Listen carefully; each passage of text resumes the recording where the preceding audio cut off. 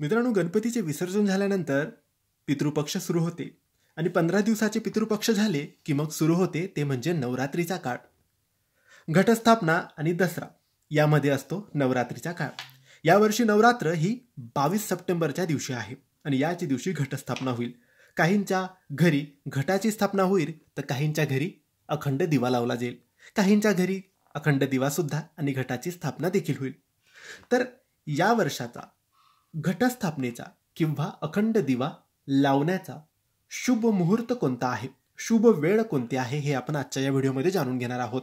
तर तुम्हीही अखंड दिवा किंवा घटाची स्थापना करणार असाल तर याच शुभ मुहूर्तावर ती करावी.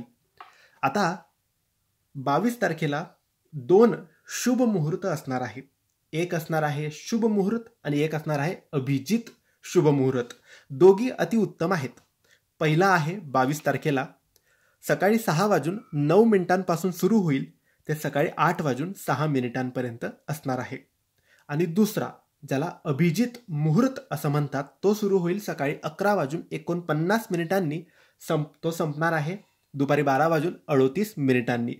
तर हे 2 शुभ मुहूर्त, शुभ वेळ आहे आणि या शुभ मुहूर्तावरच तुम्ही घटाची स्थापना किंवा अखंड दिवा प्रज्वलित करावा. धन्यवाद. श्री स्वामी समर्थ.